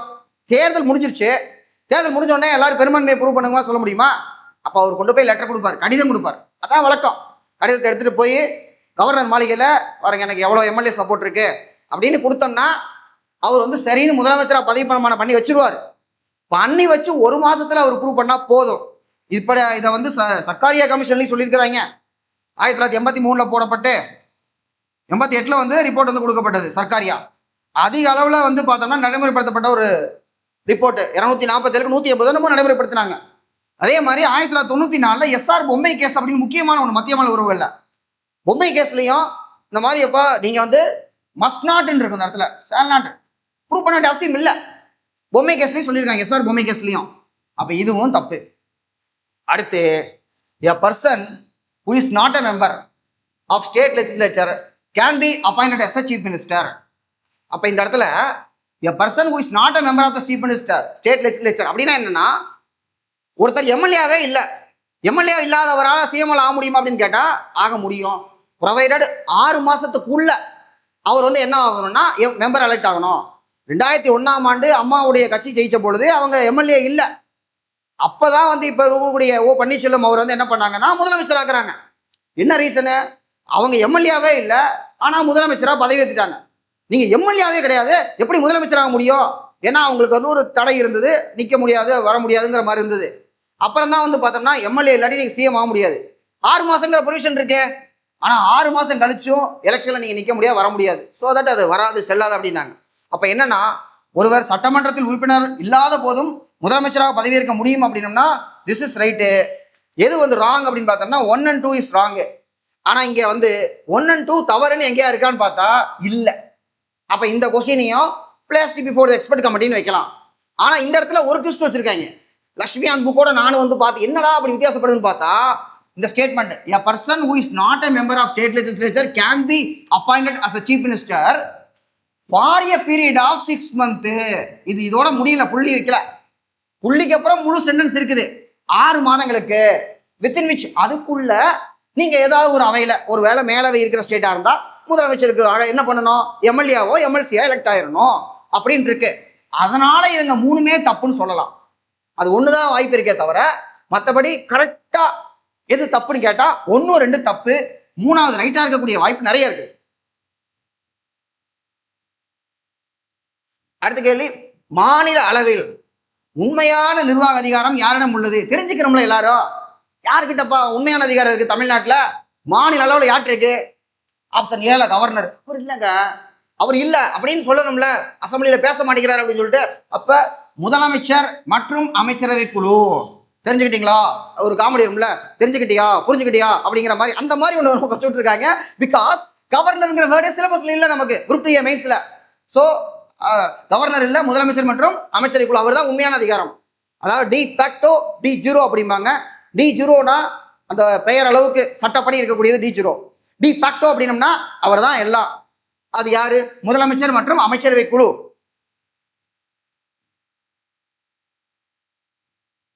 அடுத்து லெஜிஸ்லேச்சர் சம்பந்தமானது போனதா கேட்டது. இதுல என்னன்னா கரெக்ட்லி பாடுன்னு கேட்டிருக்காங்க. ரெண்டு தான் கரெக்டா இருக்க முடியும். ராஜகோபாலாச்சாரி லெஜிஸ்லேட்டிவ் அசம்பிளி, நம்ம யூனிட் 6ல வந்து பார்த்தோம்னா ராஜகோபாலாச்சாரி பேசியிருப்பேன். எனக்கு ரொம்ப பிடிக்கும் அவரை பத்தி. சாணக்கியர், அதாவது சாணக்கியர் வந்து என்ன பண்ணியிருப்பாருன்னா, தனநந்தர் இன்சல்ட் பண்ணும்போது ரோட்ல போயிட்டே இருப்பாரு, தெருவில் விளையாண்டுகிட்டு இருக்க ஒரு பையனை கூட்டிட்டு போய் நீ தாண்டா அடுத்த ராஜா அப்படின்னு சொல்லி சந்திரகுப்த மௌரிய பேரரசை நிர்வகிக்கிறார். யாரோ ஒரு பையனை. ராஜகோபாலாச்சாரி அப்படியே யாரோ ஒரு பையன் இல்ல, அண்ணாதுரை, டிஎம்கேனுடைய ஃபவுண்டர், 1949 ஆரம்பிக்கிறவர். ஸோ அண்ணா கூட தன்னுடைய சுதந்திர கட்சி 59 ஆரம்பிக்கப்படுவது கூட்டணி வைக்கிறாரு. அதுக்கு முன்னாடி ராஜாஜி வந்து என்னன்னா காங்கிரஸ் சார்பாக இருக்கக்கூடியவர். ஸோ இப்போ ராஜாஜிக்கு வந்து பார்க்கும்போது தலா வந்து சுதந்திர இந்தியாவுடைய முதல் கவர்னர் ஜெனரல், வெயிட்டான போஸ்ட். அப்புறம் மேற்கு வங்காளத்தினுடைய கவர்னர், வெயிட்டான போஸ்ட். அதுக்கப்புறம் வந்து பார்த்தோம்னா இந்த கவர்னர் ஜெனரலாக இருந்தபோது பட்டேல் இறந்ததுக்கு அப்புறம் உள்துறை அமைச்சர் கொடுக்குறாங்க. 10 மாதம் அங்கே இருக்கிறாரு. நேருக்கு அவருக்கு ஒத்து போலன்னொடனே அங்கேருந்து தூக்கிட்டாங்க. தலை அதுக்கப்புறம் என்ன பண்ணலாம், பிரசிடென்ட் ஆகிறதுக்கு ட்ரை பண்ணுறாரு, முடியாது. 42ல் ஒத்துழையாமை இயக்கத்தை எதிர்த்தீங்கல்ல நீங்க, காந்தியோட சம்பந்தி ஒரு இருந்தாலும் ஒத்துழையாமை இயக்கத்தை எதிர்த்தீங்கல்ல, உங்களுக்கு பிரசிடென்ட்லாம் கொடுக்க முடியாது அப்படின்ட்டாங்க. ஸோ தட் தலா என்ன டிசைட் பண்ணியிருக்காருன்னா தமிழ்நாட்டில் சிஎம் ஆயிடலாம். அந்த எலெக்ஷனை ஜெயிக்க வச்சு எல்லாம் பண்ணி பக்காவாக ரெடி பண்ணி எல்லாத்துக்கும் ஸ்கெட்ச் போட்டு தரமாக வேலை பார்த்து வச்சவர் பெருந்தலைவர் காமராஜர். இவர் பாட்டுக்கு அங்கேருந்து வந்துட்டாப்ல. நேருட்ட போய் சொல்லிக்கிறாங்க, சார் ஐயா வந்து முதலமைச்சர் ஆன ஆசைப்படுறேன், பேசாகட்டும்பா, எலெக்ஷனில் நின்று ஜெயிச்ச சொல்லுங்க, எம்எல்ஏ சொல்லுங்க அப்படின்னோடனே இல்லை கவர்னர்கிட்ட பேசிட்டோம், எம்எல்ஏல ஆகலை, எம்எல்சியில் வேகன்சி இருக்கு, லெஜிஸ்லேட்டிவ் அசம்பிளியில் மேலே அவரை போட்டு நாமினேட் பண்ணிடுவோம் அப்படின்னா உடாலையே டிஎம்கே வந்து கொல்லைப்புறத்து வழியாக வந்தவர் அந்த மாதிரியே சொல்லி, ஏன்னா நீங்க எம்எல்ஏவே இல்லை அப்படி வந்தீங்கன்னா ஆக்சுவலா மேலவே இருக்கலாம். அப்ப ராஜாஜி லெஜிஸ்லேட்டிவ் அசம்பிளி தவறு, லெஜிஸ்லேட்டிவ் கவுன்சில் தான் வந்தாரு. அதே மாதிரி கரெக்ட்லி பேட் கேட்டிருக்காங்கல்ல, அப்ப இது வந்து தவறான ஒண்ணா? சிஎன் அண்ணாதுரை, அண்ணாவை பார்த்தோம்னா டிஎம்கே ஆரம்பிக்கிறாரு 49ல், 52 எலெக்ஷன்ல தலை வந்து நிக்கல பாக்குறாரு. ஏன்னா பெரியார் வந்து எங்களுக்கு பதவி ஆசை வந்துருச்சு அப்படி இப்படிங்கிறாரு. ஒரே நேரத்தில் 2 பேர் அடிக்க முடியாது, குருநாதரே அடிக்க முடியுமா? அப்ப குரு கூட சண்டை போடக்கூடாதுங்கிறது தெளிவா இருக்கிறாரு. ஸோ 52ல் தேர்தலில் நிக்கல, 57ல் வந்து நிக்கிறதுக்கு முன்னாடி, ஒரு வருஷத்துக்கு முன்னாடி அப்பதான் மாநாடு போட்டு மதுரையில் மாநாடு நடக்குது, மக்கள்கிட்ட கருத்து கேட்டு நடத்து, தேர்தல் நிக்கலாமா அப்படின்னு கேட்டு பெரும்பான்மை மக்கள் நிக்கலாம்னு சொல்லி 56ல் சம்பவம் நடக்குது. 57ல் தேர்தல் நிக்கிறாங்க 15 எம்எல்ஏ. அப்ப ஒரு எம்எல்ஏ எப்ப 57ல இருந்து 62 வரைக்கும். அதுக்கப்புறம் 62 தேர்தலில், ஏன்னா அந்த 15 பேரை உள்ள வச்சுக்கிட்டு அண்ணாதுரை கேட்கிற கேள்வி முத பேசும்போதே அங்க ஸ்பீக்கர் எலெக்ஷன் நடக்குது, அப்பவே சொல்றாரு ரயில் பெட்டியில கூட முதல்ல வந்து இடம் பிடிச்சவங்க அதுக்கப்புறம் வெளியே நிக்கிறவங்களை வந்து எதுக்குடா நீங்க வர்றீங்கிற மாதிரி பார்ப்பாங்க, உள்ள ஏறவே விட மாட்டாங்க. அதே மாதிரி எல்லாரும் நிறைய பேர் 150 பேர் காங்கிரஸ் அவங்க உட்கார்ந்துருக்கீங்க, நாங்க ஒரு 15 பேர் பெட்டியில ஒட்டிட்டு வர மாதிரி வர்றோம், கணம் சபாநாயகர் அவர்களே நீங்க தான் இந்த காலை மடக்கிக்கங்க, எங்களுக்கு கொஞ்சம் இடம் கொடுக்க சொல்லி எங்களை இது பண்ணணும், நாங்க பண்ற குறும்பெல்லாம் நீங்க பொறுத்துக்கணும், ஏன்னா எங்களுக்கு அனுபவம் இல்லை அப்படிலாம் பேசி கேள்வியா கேட்டு தெறிக்க விடுறாப்புல. அந்த மாதிரி கேள்வியெல்லாம் கேட்டு தெறிக்க விடுறதுனால எப்படியாவது இந்த 15 பேரையும் தோக்கடிக்கணும் முடிவு பண்றாங்க. ஸோ 62ல் இந்த 15 பேர்ல 14 பேர் தோத்து போறாங்க. அதுல அண்ணாவும் ஒருவர். 62ல் அண்ணா எம்எல்ஏ கிடையாது, ஆனா 50 பேர் ஜெயிச்சிடறாங்க. இந்த 14 பேர் தோக்கடிக்கிறாங்கன்னா ஒருத்தர் மட்டும் ஜெயிச்சிருக்கணும்ல, அவரு தான் கருணாநிதி, கலைஞர் கருணாநிதி. 57ல இருந்து தொடர்ந்து இருக்க வரைக்கும் ஜெயிச்சுக்கிட்டே இருந்தாப்ல. என்னது 50 மட்டும் தொகுதி மாறி நின்றாப்ல. அவர் மட்டும் முன்னாடி வந்து நின்ன தொகுதியை வந்து மாறி நிற்கிறாரு. So that he own. 50 பேர் வந்த உடனே அண்ணாதுரைக்கு என்னன்னா, என்னுடைய படை உள்ள இருக்கு, 15 பேர் வந்தாங்க, இப்போ 50 பேர் நான் இல்லைல்ல, இது என்ன தப்பு பண்ணிட்டாங்கன்னா, புஷ்பாவில் வரும், புஷ்பானா நேஷனல் நினைச்சியா, அதுக்கு மேல இன்டர்நேஷனல் ஃபயர் நினைச்சியா, வைல்டு ஃபயர் அப்படிங்கிற மாதிரி தலை நம்மள்கிட்ட பேசிக்கிட்டு இருந்தவரை இப்போ என்ன பண்ணிட்டாங்க, தேவையில்லாம தோக்கடிச்சு 50 எம்எல்ஏ வேற உள்ள கொடுத்துட்டோமா. ஸோ தட் அண்ணாதுரை வென்று ராஜ்யசபா 62ல் 1962ல். ஸோ அப்போ எம்எல்ஏவா அவர் இருந்தது 57 to 62 மட்டும்தான். அதுக்கப்புறம் என்னன்னா 67 தேர்தலில் அவருமே ஜெயிப்பாரா இல்லையான்னு தெரியுமா என்னன்னு தெரியல. ஸோ பயங்கரமான ஒரு கிராண்ட் அலையன்ஸ், கவின் மிகு கூட்டணின்னு சொல்லி கூட்டணியெல்லாம் ஃபார்ம் பண்றாரு, ஜெயிக்கிறார். 67ல் ஜெயிக்கும் போது அவரு எம்எல்ஏ தேர்தலில் நிற்கவே இல்லை, தென் சென்னையில் எம்பிக்கு லோக்சபாவுக்கு தான் கண்டஸ்ட் பண்ணாரு. ஸோ சிஎம் ஆகும்போது அவருக்கு என்ன ஆப்ஷன்னா, என்ன ஆகணும், கட்சி ஜெயிச்சிருச்சு, முதலமைச்சராக பதவி ஏற்றுக்கிறார். அப்போ பெரியார் எல்லாம் போய் பார்த்துருவாங்க திருச்சியில், நீங்கள் என்னை கூச்சமணி செய்து விட்டீர்கள் பெரியாரே சொல்லியிருக்கிறார். ஏன்னா அவ்வளவு 49ல் பிரிஞ்சதுல இருந்து பேசவே இல்லை. ஸோ அதுக்கப்புறம் 67 ஜெயிச்சதுக்கு அப்புறம் 18 வருஷம் கழிச்சு போய் பார்க்குறாங்க, இதெல்லாம் நடக்கும்போது அப்போ ஒரு எம்எல்ஏ பதவியில் வைக்கலாமான்னு கேட்டா வேண்டாம்ப்பா, நான் மேலவையிலேருந்தே வர சொல்லி அண்ணா மேலவையிலேருந்து தான் வந்தாரு. எப்ப 67ல. அப்ப அவருடைய காலியாகி போன அந்த தென் சென்னை அங்க நிறுத்தப்பட்டவர் தான் முரசொலி மாறன். அதெல்லாம் அரசியல். நமக்கு வந்து பார்த்தோம்னா மேலவையா கீழவையா டெக்னிக்கலா போகும்போது அண்ணாதுரை 67ல முதலமைச்சர் ஆகும் பொழுது மேலவையில் தான் இருந்தார். அப்படி பார்த்தா இந்த கொஸ்டின்ல 2, 3, 4 எல்லாமே கரெக்டு. பட் இங்க ஆப்ஷன் அப்படி இல்லை.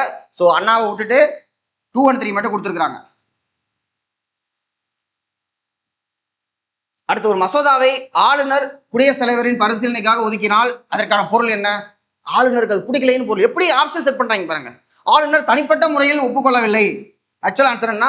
மசோதா தேசிய சட்டத்துடன் முரண்படுகிறது, நேஷனல் லாவோட கான்ஃபிளிக்ட், டிபிஎஸ்பியில் முரண்பாடு வரக்கூடாது, ஹைகோர்ட்டுடைய அதிகாரத்தை குறைக்கிற மாதிரி இருக்கக்கூடாது. இதெல்லாம் எக்ஸ்பிளிசிட்டா இருக்குது. அது மட்டும் இல்லாம கவர்னர் நினைச்சா எந்த பில்லை வேணாலும் ரிசர்வ் பண்ணி வைக்கலாம். ஆர்டிகல் 200 அவருக்கு வந்து பவர் கொடுக்குது.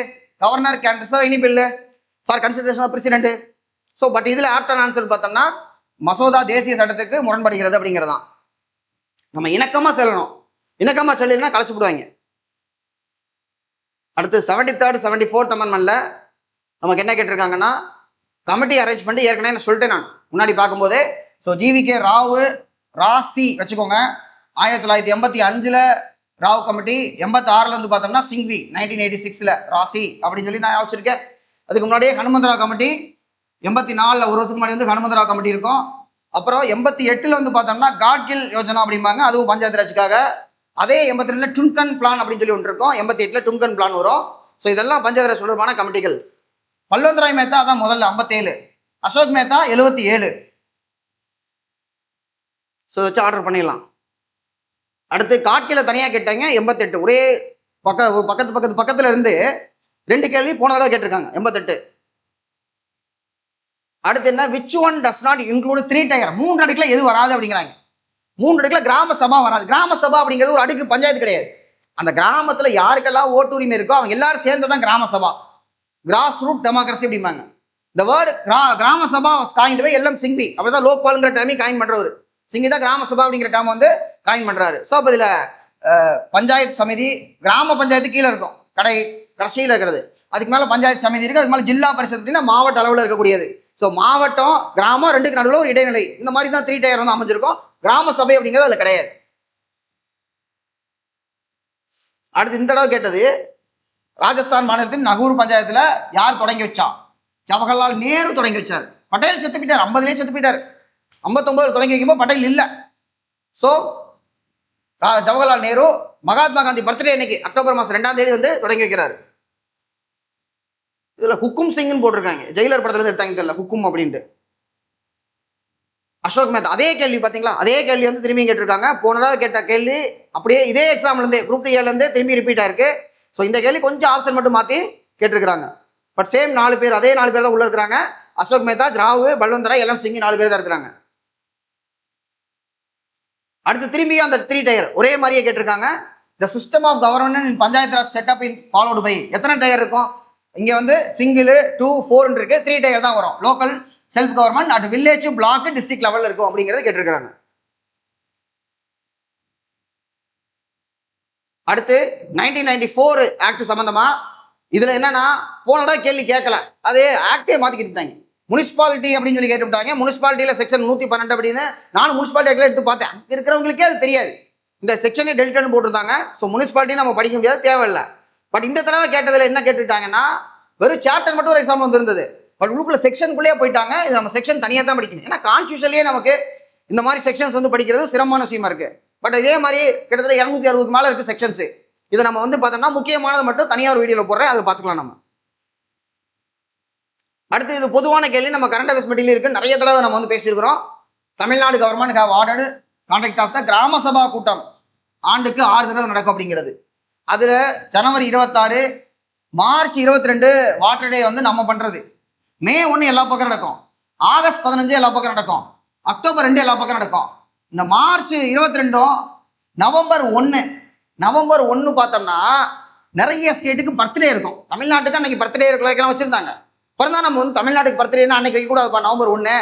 ஜூலை 18ஆம் தேதி தமிழ்நாட்டுக்கு தமிழ்நாடுன்னு பேர் மாற்றம் தீர்மானம் போட்டோம்ல, அப்பதான் வைக்கணும்னு சொல்லி நம்ம மாத்திட்டோம். இது நவம்பர் 1 உள்ளாட்சி தினம் அப்படின்னு இருக்கு. ஸோ அன்னைக்கு ஒரு கூட்டம் சொல்லி 6 கூட்டம் வைக்கிறோம். அடுத்து வந்து பார்த்தோம்னா இதுல 2 தான் மேக்ஸிமம் கரெக்டா இருக்கும். ஸோ அதை வச்சு நம்ம அடிச்சிடலாம். 10% quorum of voters from village panchayat is not available அப்படின்னு சொல்லி போட்டிருக்காங்க. ஸோ இது மட்டும் வராது. 1 and 2 இஸ் கரெக்ட். ஸோ இதோட வந்து முடிஞ்சிருச்சு. பாலிட்டியில கோர் ஏரியா மட்டும் இருக்கக்கூடியதை 2 வீடியோவை பார்த்துருக்கோம்.